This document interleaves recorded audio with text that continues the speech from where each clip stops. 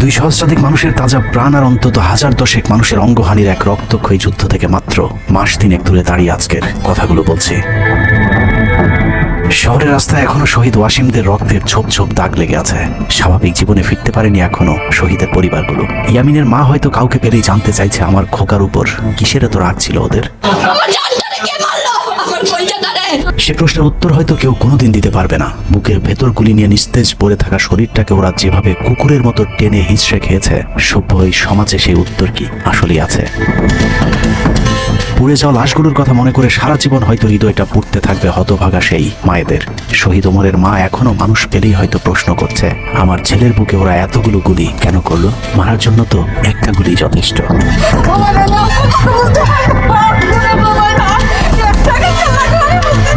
তৃষ্ণা পেলে মুগ্ধের মায়ের হয়তো কানে বেজে উঠবে, পানি লাগবে, পানি।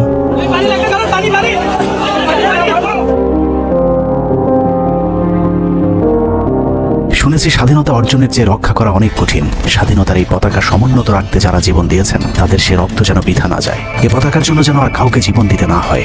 স্বাধীনতার এমন যুদ্ধ আর দেখতে চাই না। এ যুদ্ধের প্রতিপক্ষ অনেক হিংস্র, খুব নিষ্ঠুর।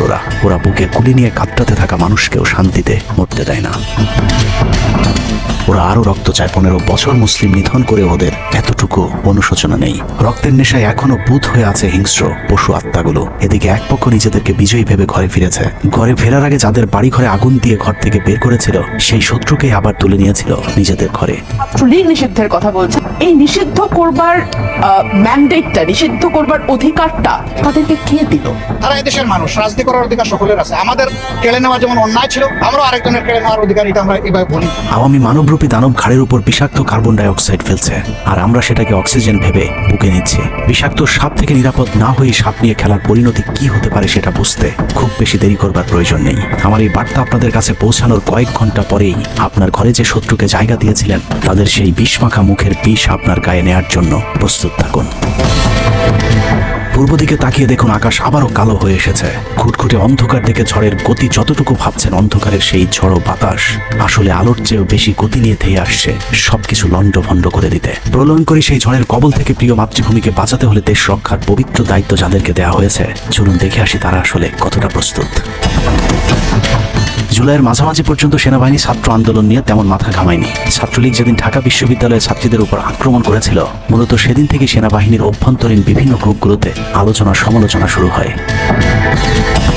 17 তারিখ সকল ডিভিশনের জিওসিরা অফিসার এবং সৈনিকদেরকে কোনো ধরনের গুজবে কান না দেওয়ার পরামর্শ দেন। জিওসিদের পক্ষ থেকে সাফ জানিয়ে দেওয়া হয়, সরকার মিসক্রিয়েন্টদের বিরুদ্ধে যথাযথ ব্যবস্থা নিচ্ছে, এটা নিয়ে সেনাবাহিনীর মাথা ঘামানোর কিছু নেই।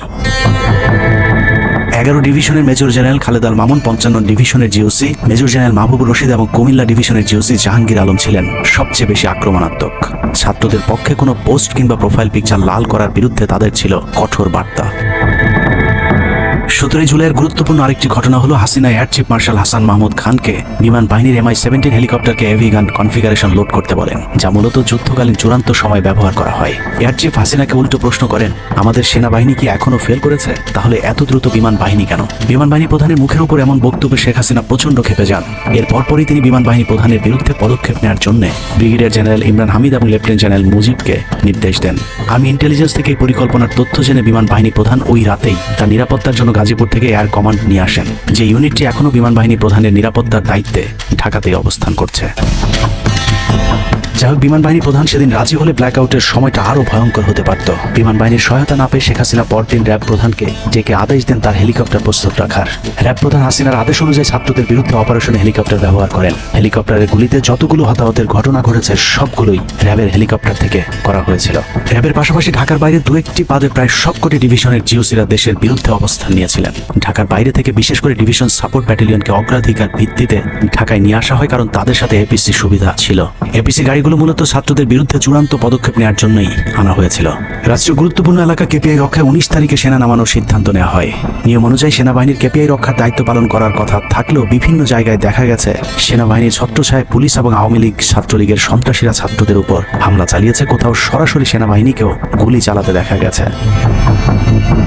এর মধ্যে ঢাকার 46 পদাতিক ডিভিশনের ইনফ্যান্ট্রি ব্রিগেডের ইউনিটগুলো ঢাকার প্রাণ কেন্দ্রগুলোতে ছাত্রদের উপর সবচেয়ে বেশি দমন পীড়ন চালিয়েছে। অনুসন্ধানে 19 থেকে 23 জুলাই পর্যন্ত গণহত্যার সাথে জড়িত সেনাবাহিনীর কয়েকজন অফিসারের নাম উঠে এসেছে, যারা এখনো পর্যন্ত গুরুত্বপূর্ণ সব পদে বহাল আছেন, যা ডক্টর মোহাম্মদ ইউনূস সরকারের জন্য অত্যন্ত বিপজ্জনক।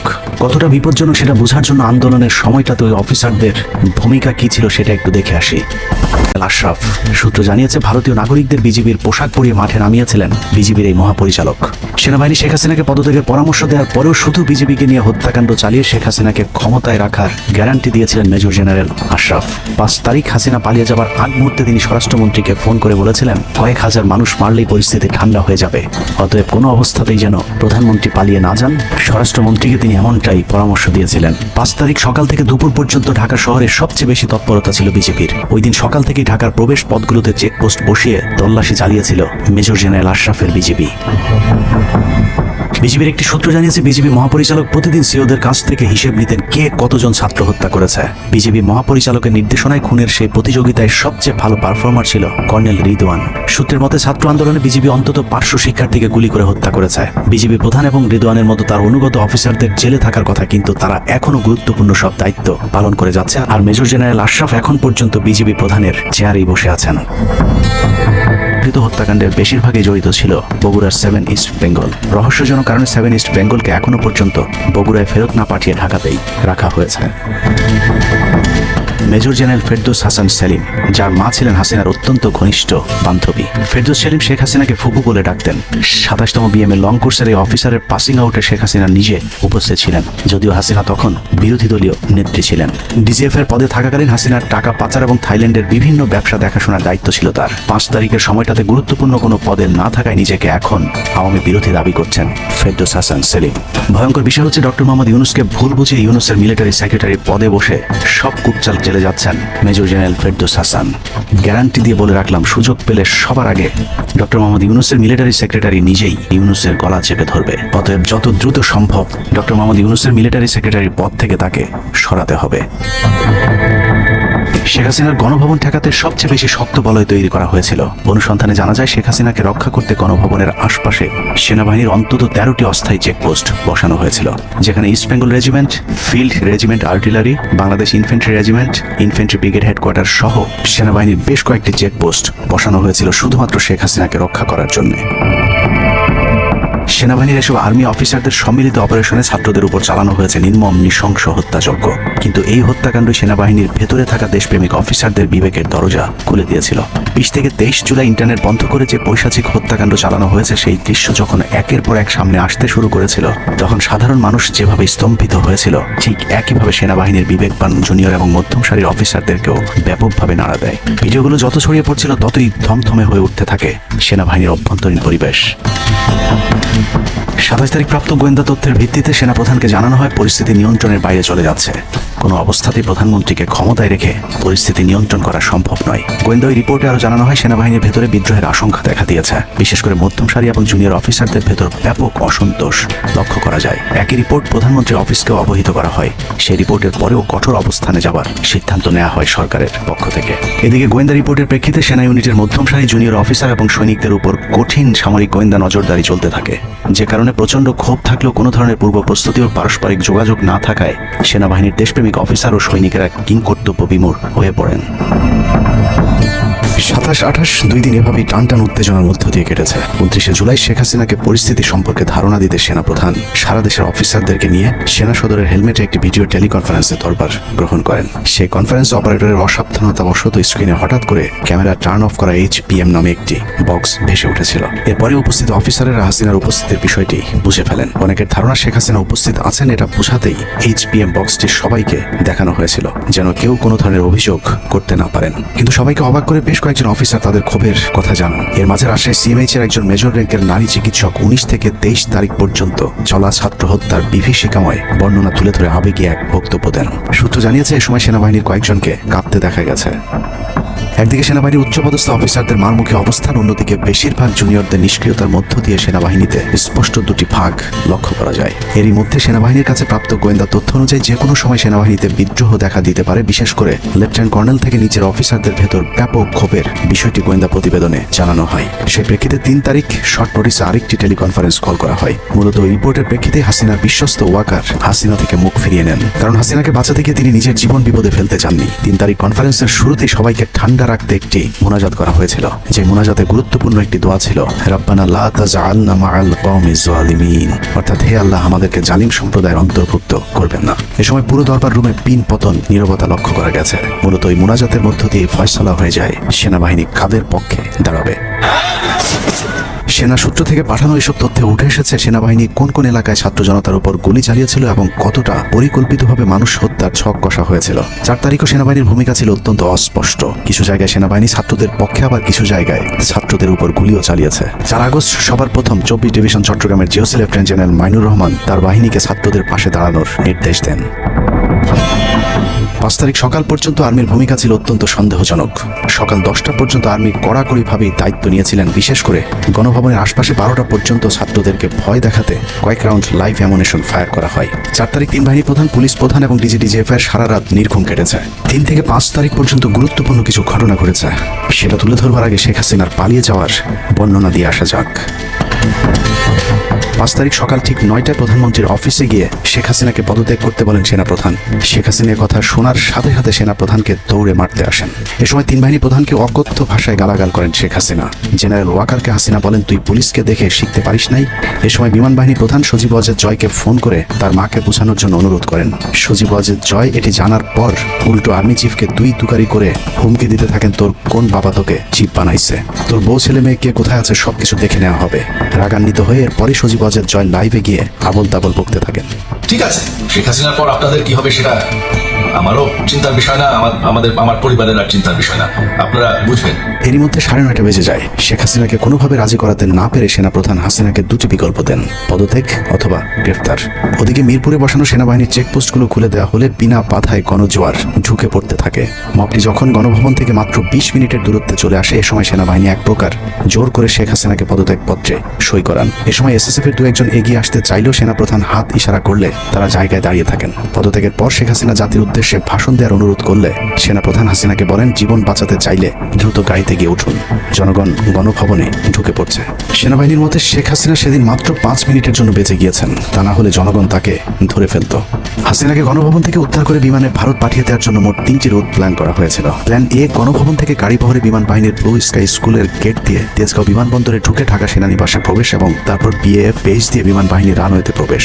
সেখান থেকে বিমান বাহিনীর C-130 যে বিমানে ভারতে উড্ডয়ন। দুর্ভাগ্যজনকভাবে ততক্ষণে বিপ্লবী জনতার শেওড়াপাড়া রাস্তা দিয়ে বিমান বাহিনীর ব্লু স্কাই স্কুলের গেট ক্রস করে আগারগাঁও চৌরাস্তা পর্যন্ত চলে এসেছিল। ওদিক দিয়ে ক্যান্টনমেন্টের জাহাঙ্গীর গেটও ছাত্র জনতার দখলে, তাই গণভবন থেকে গাড়িতে করে ঢাকা সেনানিবাসে ঢোকার সব পথ বন্ধ হয়ে গিয়েছিল, যে কারণে প্ল্যান বি অবলম্বন করতে হয়েছিল হাসিনাকে উদ্ধারকারীদের। প্ল্যান বি অনুযায়ী গণভবন থেকে বিমান ঘাঁটিতে যাওয়ার তখন একটাই পথ বাকি ছিল, তা হলো হেলিকপ্টারে যাওয়া। বিমান বাহিনীর MI-17 হেলিকপ্টার চন্দ্রিমা উদ্যানের পাশে বাণিজ্য মেলার মাঠে এসে অবতরণ করে। খনি হাসিনা চন্দ্রিমা উদ্যানের পাশের রাস্তা দিয়ে বাণিজ্য মেলা মাঠে প্রবেশ করে এবং সেখান থেকেই হেলিকপ্টারে করে বিমান বাহিনী ঘাঁটিতে নিয়ে যাওয়া হয় তাকে। সেখানে গিয়ে তারেক সিদ্দিকী এবং সালমান এফ রহমানের জন্য কিছুক্ষণ অপেক্ষা করে শেখ হাসিনা। তবে শেষ পর্যন্ত সালমান এফ রহমানের পৌঁছাতে দেরি হয় শেখ হাসিনাকে নিয়ে কোনো গন্তব্য ছাড়াই 10টা 45 মিনিটে উড়াল দেয় বিমান বাহিনীর C-130 জুলিয়েট বিমানটি। সাধারণত বিমানের রুট ব্যবহারে কোড ব্যবহার করতে হলেও সেটা করেনি। রাডার ফাঁকি দিতে জীবনের ঝুঁকি নিয়ে এই পদ্ধতি অবলম্বন করা হয়েছিল।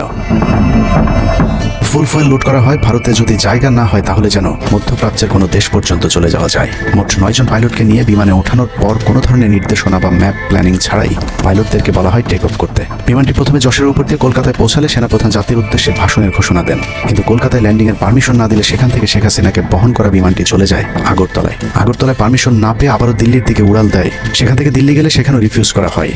দিল্লি বিমানবন্দরে নামতে না দিলে অনিশ্চয়তা দেখা দেয় শেখ হাসিনাকে বহন করা বিমানটির ভারতে অবতরণ নিয়ে। নিয়ে। বিমানের একজন পাইলটের বরাত দিয়ে জানা যায় এভাবে উদ্দেশ্যহীনভাবে দীর্ঘক্ষণ ঘুরতে থাকার পর জরুরি অবতরণের সিদ্ধান্ত নেওয়া হয়। তবে জরুরি অবতরণের ঠিক আগ মুহূর্তে দিল্লির গাজিয়াবাদ এয়ারবেজে নামার অনুমতি পায় C-130 জুলিয়েট, যেখানে অজিত ধওয়াল তাকে রিসিভ করেন। অবতরণের জটিলতার কারণেই 5 তারিখ সেনাপ্রধান জাতির উদ্দেশ্যে ভাষণ দিতে বারবার দেরি করছিলেন, কারণ তিনি নিশ্চিত হতে চাচ্ছিলেন শেখ হাসিনা ভারতে অবতরণ করেছেন। তারপরই বাংলাদেশের মানুষ মুক্তি পায় এক ফেরাউনের হাত থেকে। হাসিনা পালিয়ে যাওয়ার সেই খবর পৃথিবীর সবাই জানে, কিন্তু 3 থেকে 5 তারিখ পর্যন্ত ক্যান্টনমেন্টে কিছু ঘটনা ঘটেছে যেই ঘটনা এখনো আমাদের কাছে অজানা। 3 তারিখ সেনাপ্রধানের ওই ভার্চুয়াল মিটিং এর পর মোটামুটি নিশ্চিত হয়ে যায় শেখ হাসিনা অধ্যায় বাংলাদেশে শেষ। শুরু হয় ভারতের প্ল্যান বি বাস্তবায়নের প্রক্রিয়া। 3 তারিখ রাতে আসিফ নজরুলের সাথে ডিজিএফআই কার্যালয়ের পাশের একটি ভবনে আসিফ নজরুলের ঘনিষ্ঠ বন্ধু major general Hamid, lieutenant general Mujib এবং মেজর জেনারেল ফেরদৌস সেলিমের একটি গোপন বৈঠক হয়, যেখানে ভারতীয় গোয়েন্দা সংস্থার 16 জন কর্মকর্তা উপস্থিত ছিলেন। মূলত 5 তারিখ শেখ হাসিনা পদত্যাগ করার পর করণীয় নির্ধারণ করতেই ওই বৈঠক অনুষ্ঠিত হয়। দীর্ঘ এই বৈঠক শেষে মোট 3টি বিকল্প নির্ধারণ করা হয়। প্রথমটি জরুরি অবস্থা জারি করে সেনাবাহিনীর হাতে ক্ষমতা দেয়া, দ্বিতীয়টি আসিফ নজরুলকে প্রধান উপদেষ্টা করে একটি অন্তর্বর্তীকালীন সরকার গঠন। অন্তর্বর্তীকালীন সরকারের ভেতরে যেন ভারতীয় বলয়ের লোকজন বেশি সংখ্যায় রাখা যায় সেটা নিশ্চিত করার ব্যাপারেও আলোচনা হয় বৈঠকে, এবং সেটা নিশ্চিত করতে আসিফ নজরুলের পেছনে সেনাবাহিনীর ওই অংশটির সর্বোচ্চ সাপোর্ট থাকারও নিশ্চয়তা দেওয়া হয়। মূলত আসিফ নজরুলকে সামনে রেখে সেনাবাহিনীর মাধ্যমেই দেশ চালানোর পরিকল্পনা করা হয়েছিল 3 তারিখের ওই গোপন বৈঠকে। ভাবে পদত্যাগের বিষয়টি জানিয়ে দেওয়া হবে। এর পরপরই আসিফ নজরুলকে আবারও ক্যান্টনমেন্টে ডেকে আনা হয় এবং শেখ হাসিনার পদত্যাগের পর আওয়ামী নেতা কর্মীদেরকে যতটা সম্ভব নিরাপত্তা দেওয়া, বেসরকারি বিভিন্ন প্রতিষ্ঠানগুলোতে যতটা সম্ভব আগের কর্মকর্তাদেরকে রেখে দেওয়া এবং বিজিআর হত্যাকাণ্ড নিয়ে কোনো ধরনের পদক্ষেপ না নেওয়ার সহ বেশ কিছু করণীয় ঠিক করে দেওয়া হয়। দীর্ঘ সেই আলোচনার কারণে 4 তারিখ সারা রাত ক্যান্টনমেন্টে অবস্থান করেছেন আসিফ নজরুল।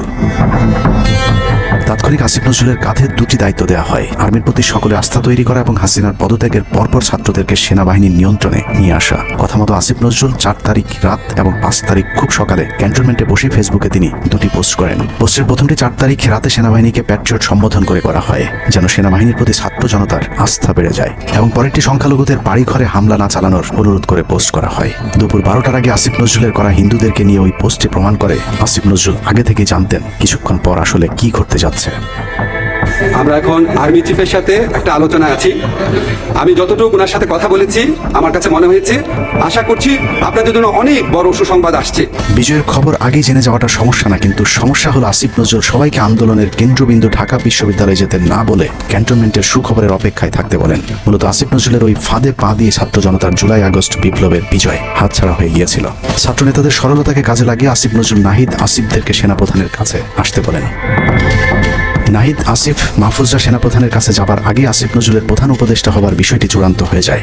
সমন্বয়কেরা পৌঁছানোর পর সেনাপ্রধান তাদেরকে জানায় আসিফ নজরুল হচ্ছেন প্রধান উপদেষ্টা, কিন্তু ছাত্ররা ডক্টর মোহাম্মদ ইউনুসকে প্রধান উপদেষ্টা বানানোর দাবি করলে আসিফ নজরুল তাদেরকে জানায় ডক্টর ইউনুস প্রধান উপদেষ্টা হতে রাজি নন। কিন্তু ছাত্র নেতাদের সাথে ইউনুসের আগে থেকে যোগাযোগ ছিল, যে কারণে সেনাপ্রধানকে ছাত্ররা জানায় আমরা ডক্টর ইউনুসের সাথে একান্তে কথা বলতে চাই।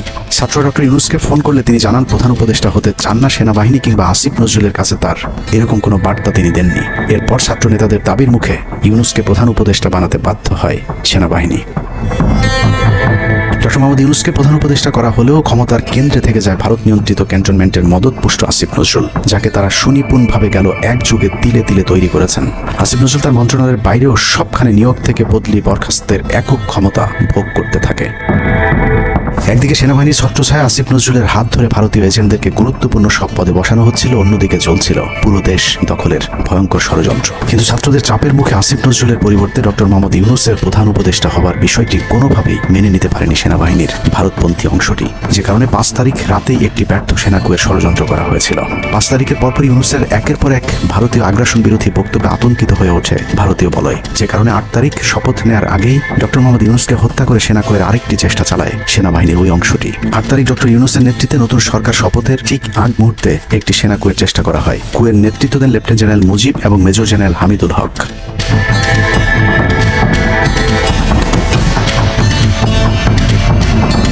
কিন্তু পশ্চিমা একটি গোয়েন্দা সংস্থা বিষয়টি দ্রুত সেনাপ্রধানকে জানালে জেনারেল ওয়াকার তাদের পরিকল্পনা ভণ্ডুল করে দেয়। সেনাপ্রধান তাৎক্ষণিকভাবে লেফটেন্যান্ট জেনারেল শামীমকে পিএসও এএফটি থেকে সিজিএস হিসেবে নিয়োগ দেন এবং মুজিবকে কিয়মজি থেকে আড্ডকে বদলি করেন, যদিও 8 তারিখ রাত থেকেই মুজিব পলাতক রয়েছেন। এরপর 12 সেপ্টেম্বর তাকে সেনাবাহিনী থেকে বরখাস্ত করা হয়। একই দিনে লেফটেন্যান্ট জেনারেল হামিদুলকে স্বেচ্ছায় অবসরে পাঠানো হয়। এনডিসি থেকে মেজর জেনারেল সাইফুলকে মিনিস্ট্রি অফ ফরেন অ্যাফেয়ার্স এবং চিফ অফ জেনারেল স্টাফ শাহিনকে এনডিসিতে পাঠানো হয়। কয়েকজনের ব্যাপারে পদক্ষেপ নেওয়াটা যেমন স্বস্তির, তেমনি ষড়যন্ত্রকারীদেরকে যেখানে বদলি করা হয়েছে তাদের প্রতিটি পদই অত্যন্ত গুরুত্বপূর্ণ, যা বর্তমান সরকার এবং দেশের স্থিতিশীলতার জন্য চরম বিপজ্জনক। কতটা বিপজ্জনক সেটা জানতে চলুন শুরুতেই যে প্রলয়ঙ্কারী ঝড়ের কথা বলেছিলাম সেখানে ফিরে যাওয়া যাক। ভারতীয় গোয়েন্দা সংস্থা 5 তারিখের পর থেকে দেশে নানাভাবে একটা সাম্প্রদায়িক দাঙ্গা বাঁধানোর চেষ্টা চালিয়ে যাচ্ছেন, যেটাকে কেন্দ্র করে বাংলাদেশে একটা সামরিক অভিযান চালানো যায়। এই দাঙ্গা বাঁধাতে ভারতীয় গোয়েন্দারা আওয়ামী লীগ, হিন্দু এবং ইসকনকে কিভাবে ব্যবহার করছে সেই পরিকল্পনার ছক এখন বাংলাদেশি গোয়েন্দাদের হাতে। একটি গোয়েন্দা সংস্থা থেকে যেসব তথ্য আমার কাছে পৌঁছেছে তা রীতিমতো এই দেশের অস্তিত্বের জন্য হুমকি স্বরূপ। আওয়ামী লীগ, হিন্দু আর ভারতের এই চক্রান্ত যদি সঠিকভাবে মোকাবেলা করা না যায় তাহলে অচিরেই বাংলাদেশের অবস্থা হবে হায়দ্রাবাদের মতো। জননেত্রী শেখ হাসিনাকে দেশ থেকে সরে যেতে বাধ্য করেছেন। বাংলাদেশকে নিয়ে ভয়ঙ্কর এই চক্রান্তে জড়িত আওয়ামী লীগ, সনাতনী এবং ইসকনের অন্তত 40টি হোয়াটসঅ্যাপ গ্রুপ এবং জুম মিটিং এর ভিডিও হাতে পেয়েছে গোয়েন্দারা। গোয়েন্দাদের কাছে প্রাপ্ত এইসব তথ্যে যা উঠে এসেছে তা আটকে ওঠার মতো।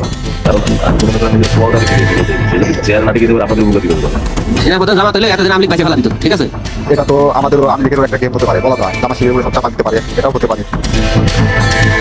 এসব গ্রুপগুলোতে রীতিমতো বাংলাদেশের বিরুদ্ধে যুদ্ধের প্রস্তুতি চলছে। গ্রুপে তাদের সাথে সাবেক আওয়ামী লীগ সরকারের শীর্ষস্থানীয় নেতা থেকে বর্তমান সেনাবাহিনীতে চাকরিরত জেনারেল পর্যন্ত মাঝে মধ্যেই নাকি যোগ দিচ্ছেন।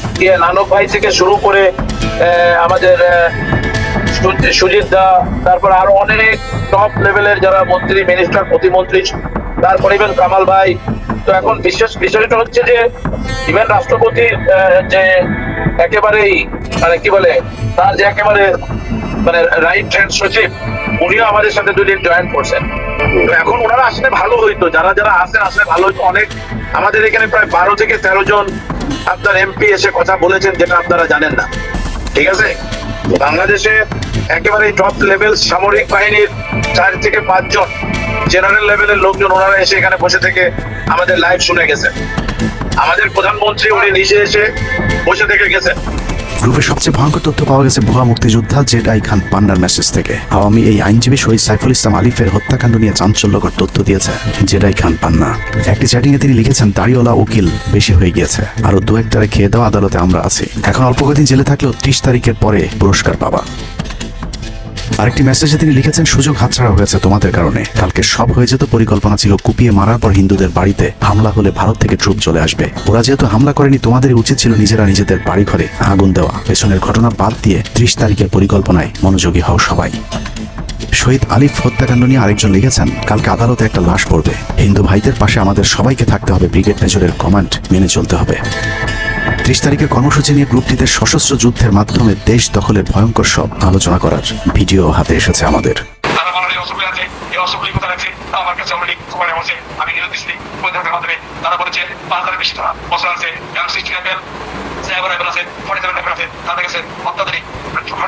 আলোচকদের একজন বলছিলেন, সাবেক এবং বর্তমান পুলিশের সমন্বয়ে 1700 অস্ত্রধারী গ্যারিলা প্রস্তুত করা হয়েছে 30 নভেম্বরের জন্য।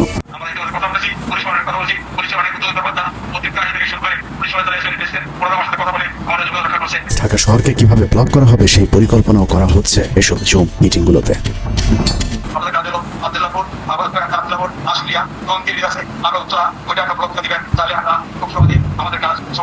সশস্ত্র যুদ্ধের জন্য পুরো দেশকে মোট 10টি বিভাগে বিভক্ত করা হয়েছে, যেখানে একজন করে ব্রিগেড মেজর নিয়োগ দেওয়া হয়েছে, যাদের সবাই দেশেই অবস্থান করছেন। এর মধ্যে গ্রুপে প্রাপ্ত জেডাই খান পান্নার নম্বরটিতে মেসেজ পাঠানো হলে মুহূর্তেই সাড়া দেন তিনি। কল করতেই গড় গড় করে সবকিছু স্বীকার করেন।